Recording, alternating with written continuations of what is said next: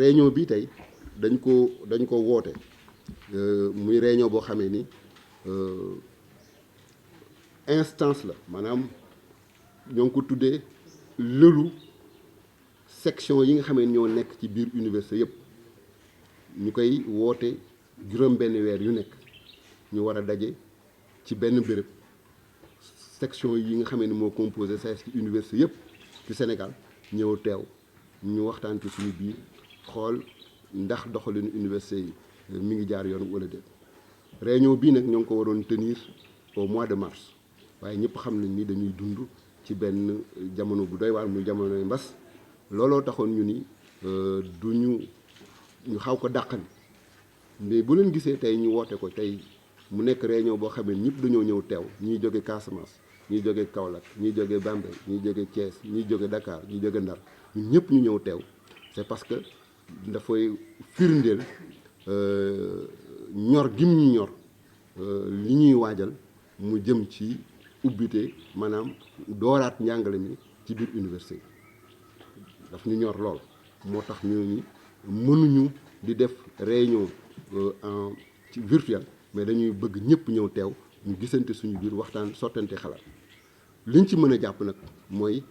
mbir yi jàpp nañu ni daal SAES li mu waroon def dëgg yàlla def na ko maanaam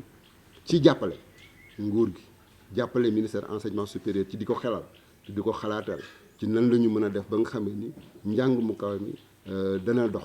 danañu wàññi jafe-jafe yi nekk lépp loo xamee ni war nañ ko waxtaanee nañ ko ak ñoom la ca am kay mooy la ñu waxtaanee ak ñoom mooy dañ ko doxalewul am également lu xaw nuroog tuuti ay naxante yoo xam ne dafa dox ci suñu diggante ak ñoom lu tax ma tuddee ko naxante mooy dañu am ñu ñuy waxal ñun ñuy ay kilifa ñoom ñuy ay kilifa ñu toog nosandoo ay mbir wax ni kat bu fekkee ni bëgg nañu njàngale mu kawe mi jëm yoon waa fii la ñu war a jëm yoon bii la ñu war a aw ñu ne yoon bi kat pour ñu mën ci aw lii la ñu war a fàkk lii pour que yoon bi mën a leer ñu mën ci aw ñu gis ni ba ñu waxtaanee loolu ba léegi ministère bi am na ay maanaam ay digle yoo xam ni defoon na ko jëloon na ko mais dañu dem ba ci cëppaandaw ñu gis ni lenn ci digle yooyu te mooy yi nga xam ne dafa am solo lool pour permettre université yi dox lenn ci digle yooyu yu bare daf ko doxaleewul loolu nag responsabilité la parce que ñun du SAES la ñun élire du SAES la ñu également fal ñoom la ñu fal ñun dañ doon def lu dul di leen gunge di leen jàppale pour li nga xam ne ñun ñëpp ñoo ko bokk muy enseignement supérieur ñu xool nuñ ko doxalal alors gis nañu nag bare na ci lool ay tuuti wor alors loolu nag tax na ba ñun ñu jël suñu matuwaay ni li nga xamee ni moom la kuréel yi nga xam ne ñoom la ñu dénk université yi dogal ñun ci loolu la ñuy tënku maanaam li ñuy tuddee assemblée de l'université wala ñu di ko tuddee conseil administration nga xam ne fa la ñuy jëlee dogal yu mag yi yoo xam mooy wundu doxalu université yi ñun dañu wax ni ñun waa SAES ñoo ngi déglu dogal yooyu dogal buñ ci mën a jël rek ñun ànd nañ ci te moom la ñuy doxal donc ñoo ngi xaar fileeg fan ba xam ci assemblée universitaire ak conseil d'administration yooyu yan dogal la ñu jël pour wax ñu neenu ban période la ñuy ubbi université yi ñun buñ ñu ko waxee rek wax nañu dinañu wax suñuy ñoñ nee leen ñoom ñëpp nañu jatu ñu soccant préparé wu bu baax a baax xam ni bu ñu waxee ni rek heure bi la ñuy door ñu door heure boobu waaye nag dañuy door heure boobu mais du ñu tey ñu jël suñuy matuwaay fagaru bi mooy lépp loo xamee ni comité de santé yi nekk ci biir université yooyu digle nañ ko santaane nañ ko dañu ni digal yooyu ak santaane yooyu nañ ko doxal ba mu mat sëkk te ñun ci loolu la ñuy tënku leneen du ñu tënk lu dul li nga xamee ni dogal nañ ko ci mu jóge ci biir université mu jóge ci biir comité de santé alors ñoo ngi am beneen taxawaay également wax ni suñu taxawaay dana nekk ci fexe ba suñuy ñoñ ñi nga xam ne ñoo bokk ak ñun daara ji muy jàngalekat yi nekk ci biir daara ji ñoo dinañu fexe ba seen sécurité luñ ci mën ci taxaw ci dinañ ko def bu lu ñu war a yi ñuy war a jënd muy ay njumtuwaay yoo xam dañ leen ko jox pour ñu aar seen bopp dinañ ko jënd yi ñu war a jël ci ay fagaru dinañ ko def incha allahu rabbi pour ñoom dinañ ko def également pour yeneen composante communauté bi comme muy enseignants yeeg du personnel administratif waaye daal suñuy ñoñ yi nga xam ne ñoo bokk ci ñun lii suñu warugar ci fexe ba aar leen dinañ ko def incha allahu rabbi gis nañu également que ni ci biir université bari na quand même ay jàngalekat yoo xamee ni dañoo xaw am âge bu xaw sore te nag ñëpp xam nañ ni mag ak feebar ñoo ànd donc plus da ngay gën a jëm mag plus feebar di la gane si ñooñu également dañu ñu fexe ba noonu la ñu mën a waxtaanee suñu biir ba ñooñu nga xamee ni ay mag lañu te mën nañu présenter yenn type de comorbidité yi ñu wax leen kat nan leen mën a wàccee seen liggéey boobu ñu defal leen ko wa illa ñu alléger leen bu baax wala ñu jox leen yeneen type de jàngale surtout di enseignement à distance yi dinañu wax également que suñu yeneen morom yi nga xamee ni dañoo am ay feebar yu ñu yëg seen yaram bu fekkee ni yëg nañ ko ci seen yaram nañ ñu ko signaler teel wala ñu dem ci institut de prévoyance bu UPMS bu université Cheikh Anta Diop ñu joxal leen foofu kayit pour ko defee ñun ñu mën a xam ne ñii kat war nañ leen mën a wàccee liggéey bi en attendant que ñuy tane loolu dama ko fàtte wax ci français maanaam on a demandé à nos camarades on va demander à nos camarades en tout cas on va leur suggérer de faire un bilan de santé et tous ceux qui présenteront en tout cas certains types de pathologies ou certaines comorbidités on va tout faire pour essayer donc de leur décharger donc de leur charge de travail que nous prendrons sur nous et ensuite pour vraiment préserver donc leur santé donc loolu dañ ko fàtte wax ci tubaab bi mais li ñu war a wax daal mooy suñu ñooñ yooyu nga xam ne daal ku ci nekk mag benn âge bi wala nga am yenn gàllankoor yi ci sa yaram danañu fexe ba nga bañ jàngale ñun ñu jël ko jàngale boobu ñu ñëw defal la ko parce que li ci am solo mooy bu fin d'année bi jotee wala bu semestre bi day jeex daal que ñu xam ne jàngale ñëpp li ñu waroon jàngale yëpp def nañ ko examen yi def nañ ko ña koy def nag kooku du yoonu gouvernement bi ñun suñu yoon la suñu yëfu bopp la daañu ko xalaatee ci suñu biir loolu daal bokk na ci conclusion yi nga xamee ni jël nañ ko tey ci suñu lël bi ñu daje woon tey di wax rek ni SAES fi mu nekkoon démb ma nga fa nekk ba tey mooy syndicat la boo xamee ni kuréel la goo xamee ni li ko ñor mooy lu doxal enseignement supérieur lu fu ñu ci waaye woo ci liggéey dana la ci fekk si mais ku ci bëgg duut baaraam tamit di nga ñu fi fekk ñaar yooyu daal bëgg nañu ko jàpp ko xam ni ñun taxaw nañu pour jàppale bépp initiative boo xamee ni dana permettre enseignement supérieur dox waaye également taxaw nañu ni jonn pour que kenn du yàq enseignement supérieur parce que ñëpp ñi ministres yeeg yëpp dañuy jàll waaye enseignement supérieur fi lay des te ñun loolu mooy fii la suñu teraanga nekk te fii la suñu lépp nekk donc dañu koy sàmm ñii sàmmee suñu ñaari bët yi loolu daal la ñu ni woon dinañ leen ci woo eggee leen ko yéen tamit lu ngeen ci mën ci tas ci xabaar ngeen tasal ñu ko. Alors ce que je voudrais rappeler c'est que par rapport à la reprise au mois de septembre il faut savoir que nous étions dans un processus cette date du 1er septembre n'est pas sortie ex nihilo c'est à la suite de plusieurs discussions qui ont eu. À ce moment-là, pendant qu'on tenait ces discussions-là, nous étions associés aux différentes aux discussions. Et c'est pourquoi, dans ces discussions-là, nous avions fait une projection en disant que nous étions au mois d'avril, au mois de mars-avril, parce qu'on avait fermé les universités le 16 mars. Au mois d'avril, le président avait annoncé une reprise donc des enseignements au mois de mai. Ensuite, au mois de juin. Mais nous avions fait une analyse situationnelle. Et l'analyse de la situation nous avait conduit à dire que ce n'est pas possible, dans ces conditions actuelles, qu'on reprenne au mois de mai ou bien qu'on reprenne au mois de juin. Dans la mesure où nous avions vu comment est-ce que la maladie progressait donc dans le pays. Et nous avions dit à l'époque, si on arrive à faire une bonne politique d'information, de sensibilisation, et qu'on arrive à prendre certaines dispositions, peut-être qu'on arriverait à endiguer donc la maladie et à en faire en sorte que la maladie ne se propage pas de façon expansive. Et avec cette analyse-là, nous avions fait une projection pour le mois de septembre, en disant qu'au mois de septembre, il est possible, compte tenu du calendrier, de l'avancement du calendrier, parce que toutes les universités, à l'exception de l'université Assane Seck de Ziguinchor et à l'exception de l'université El Hadj Ibrahima Niass de Sine Saloum, qui venait à peine de faire 2 semaines de cours ou une semaine, pratiquement toutes les universités avaient des fortunes diverses, mais quand même étaient plus ou moins avancées dans leurs enseignements. Et pratiquement pour certaines universités, le premier semestre était bouclé, les examens même étaient organisés pour certaines sections. Pour d'autres, on avait déjà fait donc la programmation pour tenir ces examens-là. Et donc, ce qui restait, c'était le 2e semestre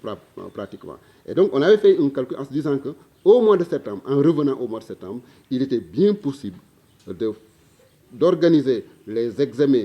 pour ceux qui n'avaient pas encore fini les examens du premier semestre, qu'on leur donne le temps de finir leurs examens, et également de faire les enseignements du second semestre et d'organiser les examens, le tout avant la fin du mois de décembre. Et que donc, au 1er janvier, on pourrait reprendre, donc, ouvrir l'année universitaire 2020-2021 et nous faire une projection pour terminer l'année aux environs donc, du mois d'août. Et ça, c'est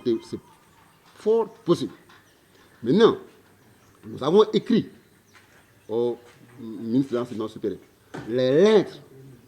pour lui demander d'utiliser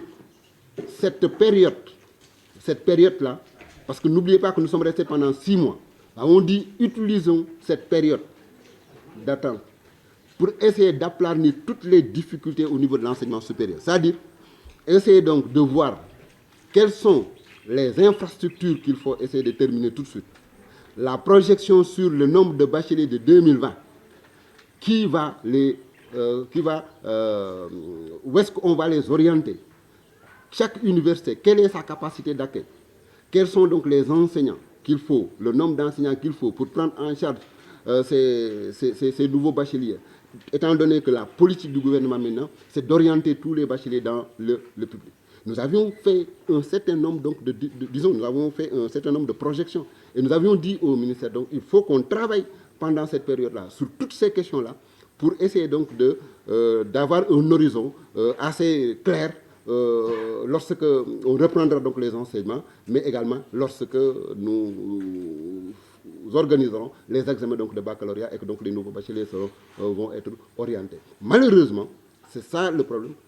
Il n'y a aucune action qui a été menée dans ce sens-là. Il y a eu certes quelques travaux, parce qu'après ils vont faire un public reportage pour dire que voilà, vous avez vu les chapiteaux donc, de la faculté de sciences, il y en a 2 qui sont très beaux, il y a 3 chapiteaux qui sont au niveau de Ziguinchor qui sont très beaux, il y a 2 chapiteaux qui sont à Thiès, et que voilà, on est en train également de travailler sur 16 salles au niveau de Ziguinchor, donc tout ce que nous avions. Alors que ce n'était pas ça, parce que ce sont on a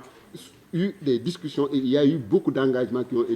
ont été pris dans ce sens-là. Malheureusement, la majeure partie de ces engagements n'ont pas été respectés. Aujourd'hui, le ministère avait annoncé le recrutement de 200 enseignants. Il y a des universités qui ont déjà recruté, qui ont envoyé donc, les arrêtés donc, de recrutement au MESRI pour que le budget afférent à ces nouveaux postes-là soit mis à la disposition des universités, mais jusqu'à présent, aucune université n'a reçu donc le budget qui lui était donc destiné par rapport à ces recrutements. Ça, c'est une question. Il y en a tant, il y a d'autres questions qu'on peut également signaler. Mais en tout état de cause, il y a eu manifestement une volonté de ne pas profiter de cette période, entre guillemets, morte, pour régler toutes les questions au niveau de l'enseignement supérieur. Alors qu'on aurait pu gagner du temps, parce que c'est une aubaine que nous avons eue d'être restés pendant 6 mois sans travailler de façon en présentiel, et on aurait pu vraiment affiner donc les réflexions pour permettre à l'enseignement supérieur, en tout cas, de pouvoir faire un grand bond. Alors donc, aujourd'hui, voilà, s'il y a des problèmes, que les gens sachent que Vraiment, nous avons fait ce que nous devions faire et nous avions fait toutes les alertes qu'il fallait. Maintenant, si ces alertes sont restées comme lettres mortes, il faudra aller poser la question à ceux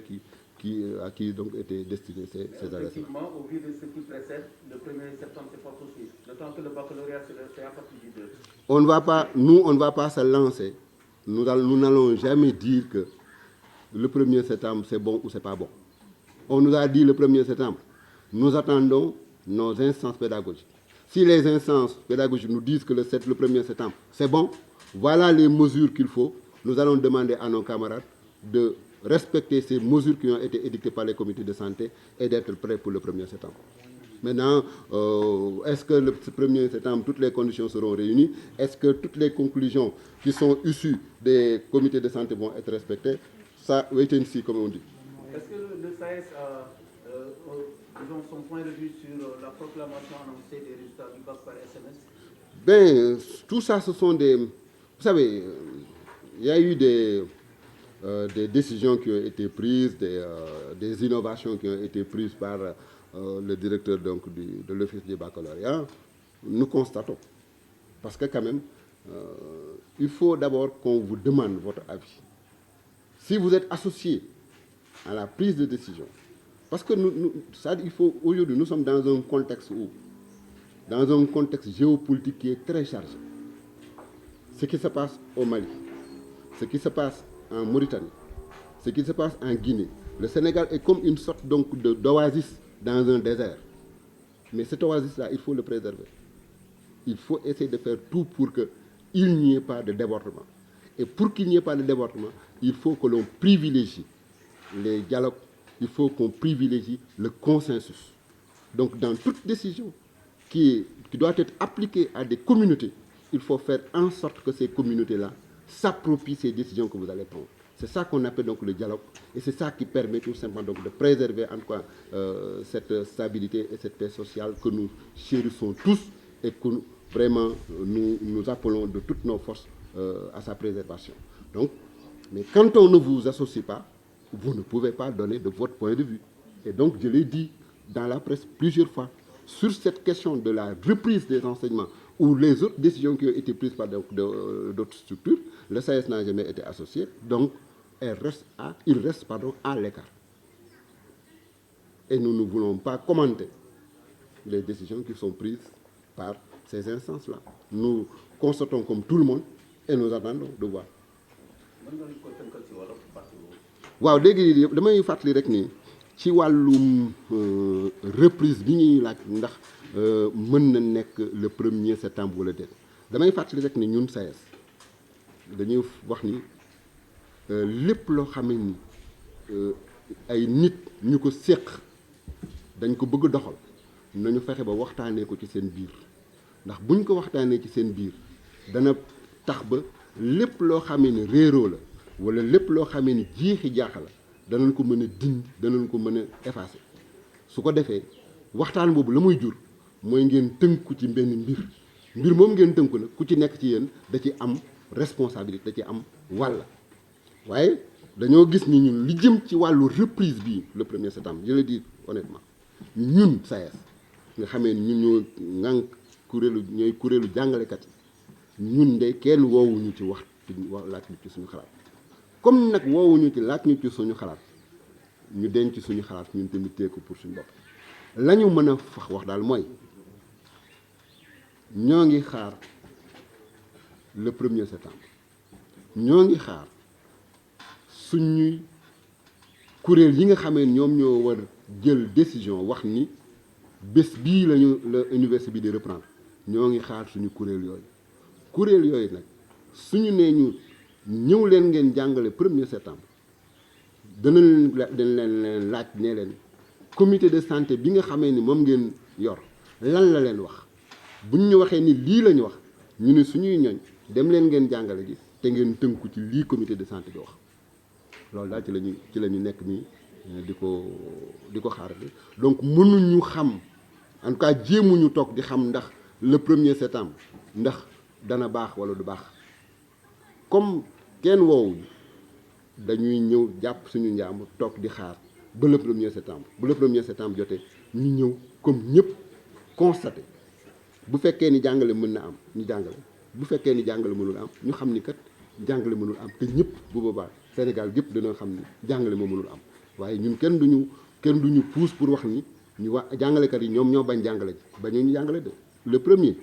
bu ne ñu le premier ci lay ubbi le premier ku ñëw ci saal yi fekk ñu ko leen daal loo xam ne la ñu xam ni dinañ ko jéem a fexe ba jéem ko sàmm mooy suñu mag ñi nga xamee ni dañoo egg ci benn âge te xaw am ay feebar ñoom moom dinañu fexe ba tënk leen ci benn côté pour que ñu bañ dajeek feebar bi la ci def nag bu situation bi lu mu indi rek loolu la ñuy doxal incha allahu rabbi. xaar waaw. waaw loolu xam nga ne nit moom da ngay fexe ba am maandute mooy lan luñ la boole nga bokk ci luñ la boolewul nga dem toog xam nga structure bu nekk dafa am da nga am sa prérogative ndax dafa am direction boo xamee ni moom la ñu jox mun ñu tuddee ko office du baccalauréat ñoom la ñu jox ne leen muy nekk bànqaasu ministère enseignement supérieur ñu wax leen ne leen yéen la ñu sant ngeen organiser baccalauréat service boobu dafa am ku ko jiite am ay collaborateurs ñooñu bu fekkee ni ñoom seen biir dañoo waxtaan ci seen biir ba décider ni ñun kat nii la ñu fas yéene joxe résultat yi te bañ koy décider ñun ñëpp ñu bokkandoo université yi laajuñu ci suñu xalaat donc je pense que dana xaw dafa xaw nekk ñàkk maandu ci ñun buñ nee dañu bëgg wax suñu xalaat ci maanaam dañu bëgg commenter loolu ñu def dañuy nag gis ni comme ni ko Sénégal yëpp gisee lii la ñu décidé ñu toog seetaan parce que nit nag mooy moom lay wax léegi ci tubaab gis nga dañoo nekk ci jamono ju xaw set compliqué ci sous-région bi maanaam ci sur le plan géopolitique dañu nekk ci contexte bu doy waar Sénégal nekk ci diggu dëkk boo xam ci maanaam ci diggu place boo xam ne dëkk yi ko wër yëpp daanu ko dañoo nekk ci ay jafe-jafe gis nañu li xew Mali gis nañu lii raam ci Guinée gis nañu lii raam ci Mauritanie ndax bu ñu fàtte ni président Aziz dafa amoon dauphin mu tuddee Ghazali kooku moom la ñu fal président mu xëcc ko tëj ko kaso donc am na loo xamee ne mën na fa juddoo gis nañu lii raami Côte d'Ivoire te ñëpp gis nañ bi Côte d'Ivoire tolloo ci ay jafe-jafe ni mu perturbé woon la sous-région bi CEDEAO yooyu yëpp ñun gis ko Sénégal nekk ci rek benn espèce su maanaam benn espèce su déegu ndox biir désert mais déeg fekkee ni ñun dañoo nekk déegu ndox ci biir désert war nañu fexe ba suñu déeg boobu ñu fexe ba ñoŋal ko ba dara bañ koo yàq te loolu nag ñoŋal boobu li ko mën a indi leen rek la mooy li ñuy wax naan ñi wat gaal ak yëgoo ñi séq ay mbir ci domaine bu nekk ñi ko séq nañ ko toog waxtaanee ko ba am consensus seen biir parce que bu ngeen demee waxtaan ba am consensus boobu dafay tënk ku nekk ci ñun ba ku nekk dina tax ba ku nekk doo def loo warul def mais su fekkee ni nag waxtaan amul ku nekk da nga wala ñi war a jiite dañoo jóg dem defi li leen neex nañu jiite ñoom tamit bu ñu xëyee suba nii yoon bii ñu bëgg jaaral du yoon bu baax duñ fa jaar bu amee problème nañu xam ni ña doxal lool ñoom ñoo ko indi donc jaadu na dana jekk ay nit bu ñuy ànd te séq ay mbir nañu fexe ba la ñu séq ci surtout ci contexte bu mel ni ñu waxtaanee ko bu baax ba nga xamee ni du indi jafe-jafe du indi réeru. Le SAES n'est pas un syndicat d'abord pour nous ne sommes pas, disons, au niveau de l'enseignement supérieur, nous ne sommes pas là pour faire des grèves. Nous sommes là pour enseigner et pour faire de la recherche. Mais nous sommes un syndicat. J'ai l'habitude de le dire, nous ne sommes pas une organisation religieuse. Duñu daayira daayira nag da ngay am ci koy jokk. Donc si vous êtes une organisation religieuse, ça veut dire que donc vous êtes affilié à une famille religieuse qui va vous donner des ordres. Ñun nag duñu daayira. Nous ne sommes pas une association religieuse, nous sommes un syndicat. Un syndicat qui est là pour défendre ses intérêts. Ça veut dire que, de façon très responsable, nous allons analyser la situation. Si la situation analysée nous amène à aller en mouvement, nous le ferons, sans état d'âme. Mais si la situation nous amène à avoir également une autre posture, nous aurons cette posture-là. Je rappelle que de façon très responsable, le SAES, depuis 2016, ça fait 4 ans, le SAES n'a pas fait 30 jours de grève cumulée. Vous pouvez regarder toutes les archives. Vous ne verrez pas 30 jours cumulés de grève. C'est parce que tout simplement, nous sommes très responsables. Et nous avons toujours privilégié les dialogues et les discussions. Mais si on nous amène maintenant à rompre ces dialogues-là et ce consensus, nous en tirerons toutes les conséquences.